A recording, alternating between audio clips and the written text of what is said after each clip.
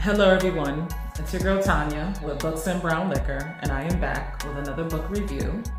This video is my book review of Pat and Bitter, the sequel.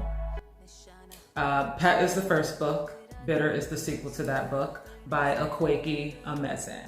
Now I had to relocate my situation. I was trying to sit on the floor because I wanted to sit in front of my books, but my damn feet were falling asleep, so that didn't work for me. So here I am. My bookshelves are over there. Anyway, back to my book review. So let's start with Pat. Pat is book number 1 by Akwaeki Emezi. So Pat is about a young girl who, one day she's hanging out in her mother's art studio. She's not supposed to be doing that, but you know, kids are hard-headed. And one day,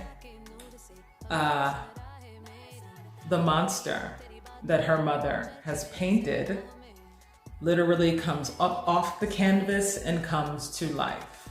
But why? Why? Why would a monster come to life? Because the monster comes to life because the monster has come to our realm, because it is on the hunt for monsters in the small town of Lucille. What are monsters? Monsters are basically people in this town who hurt other people. So the monster knows that monsters still exist. Now, this takes place during a time where supposedly all the monsters have been killed. There are no monsters in the town of Lucille no more. What you talking about, Willis? The monster's like, no. Not only do monsters exist, but there is one very close to home, and I need to find it, and it would be great if you could help.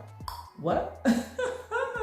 So yes, the monster has all of these abilities. She names him Pat, okay? And on the hunt they go for someone bad in the town that is hurting other people.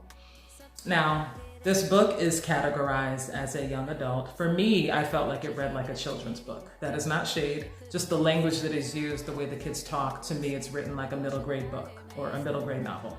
I still enjoyed it nonetheless, okay? The monster, he has abilities, but at the end of the day, because she is the one that supposedly like brought him to life, he is at like her command, okay? So that is book 1. I enjoyed that book very much. I enjoyed the metaphors and the euphemisms in the book. I think it's very well told. To me, it was like a 4. Book 5. Book 2, Bitter. I liked Bitter a little bit better than the first book. Bitter is the story of her mother. Bitter is her mother's name.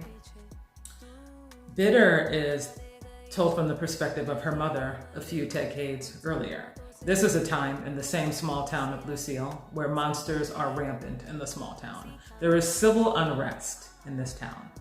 And her mother is smack in the middle of, you know, protests and people fighting for their rights in the small town. So she's tired of people that she cares about being hurt, being arrested for protesting, just all types of difficulty. It kind of gives you an idea of it makes me think of like the civil rights movement, that type of thing. People protesting to be, you know, treated fairly, treated humane, if you will. So it kind of reminds me of like the civil rights movement. So one day, Bitter, our main character, she's tired of people that she loves getting hurt, and she's tired of all of the injustice, and she paints this monster and she calls it forth, right? And it follows command.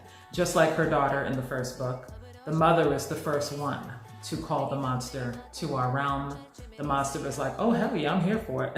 Let me bring some of my friends. So the hunt goes on. There is bloodshed. There is just chaos in the streets, okay? So the monster is doing what monsters do. It's doing what it's supposed to do. It's on the hunt for bad people, and there's corruption in this town, there's unfair treatment, and the monster's job is to put an end to it in a very violent way.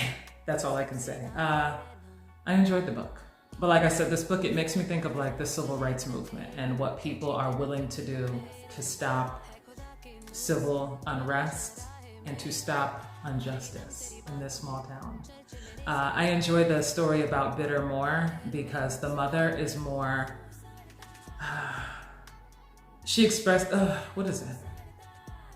This is a woman who is very empathetic, not just to her own people, but then like the other side too. Like she wants to keep the peace without people getting hurt. So she's conflicted. There's a lot of conflict in her internally. It does a good job of making you care about all of the other characters that are involved, her friendships, her love interest, and the people around her that are fighting for justice in the town of Lucio. That's all I'll say, but I really did enjoy this book. I like the way it talks about civil unrest, but like in a young adult form, without being too hard on the palate. Excuse the AC, sorry. But if you can hear it. But anyway, I enjoyed this book. I think book 2 is definitely a 5 for me. It is. But I think these are really interesting books. I love the way the author tells this story in such a colorful, but yet like, it's told in a colorful way, but it's easy for young people to understand the concepts in the book, if that makes sense. But I recommend this. I never would have heard of this book. This book was recommended by, what's her name? She Be Reading Them Books on TikTok. She recommended this. This book never would have come across my radar. So shout out to She Be Reading Them Books on TikTok. Thank you so much. And I'm here to share and spread the word.